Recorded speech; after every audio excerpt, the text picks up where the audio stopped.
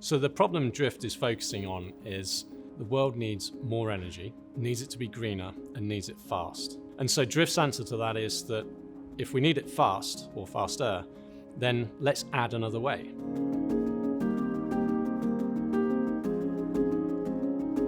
Drift Energy started really when my son asked me a very simple question. And to paint this picture, we were out for a walk and he pointed at a wind turbine that wasn't spinning and he said, "They need to turn that on, Daddy, because we need green energy." And I explained to him that, well, it's not turning because there's no wind. And then he just said the question, so why not make one that follows the wind? When you unpack that a little bit, you realize that there is a technology that we've had on this planet for 2,000 years, which is sailboats.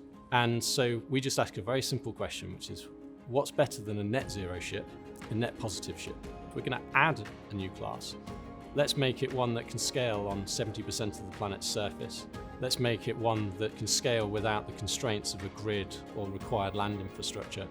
And let's make one that's mobile and able to deploy as fast and to the places that need it the most. So in a nutshell, Drift Energy is a new class of renewable energy. The sailing boat moves through the ocean's waters, but underneath the vessel, if you look closely, we have what looks like a propeller, but it's not a propeller, it's the opposite, it's a turbine. So that's where our turbine sits. And we effectively drag that through the water as we move along, generating energy as we go. You can think of us like a fishing boat for energy. We leave empty, we go out into the ocean, we come back full of green energy.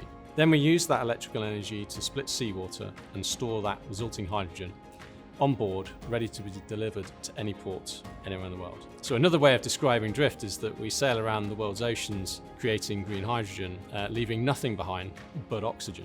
We deliver hydrogen to a port infrastructure anywhere on the planet. We can deliver energy into really quite small and tight ports on remote islands and remote locations. We kind of say that we help in the places others can't reach. Really, the routing algorithm for the vessel is the secret sauce here, because it's enabling that vessel to hunt what we call Goldilocks conditions. It keeps the boats out of the worst of the weather and the least of the weather, which enables them to operate more of the time, giving us a distinct advantage over fixed infrastructure, where offshore wind in the UK might be working 40% of the time.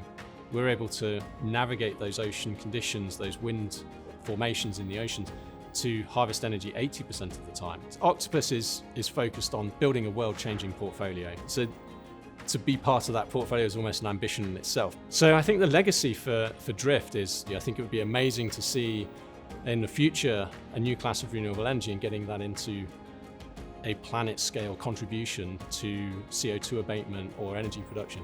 And so it was very fitting that Octopus share that vision. I don't think there could be any greater ambition than saying that when I pass away from this planet, that I have the most negative carbon impact on the planet. And that's what I'm trying to achieve with Drift, is to drive a new class of renewable energy that means that I personally can leave this planet knowing that we've delivered something that has really contributed to the climate crisis. That's the legacy.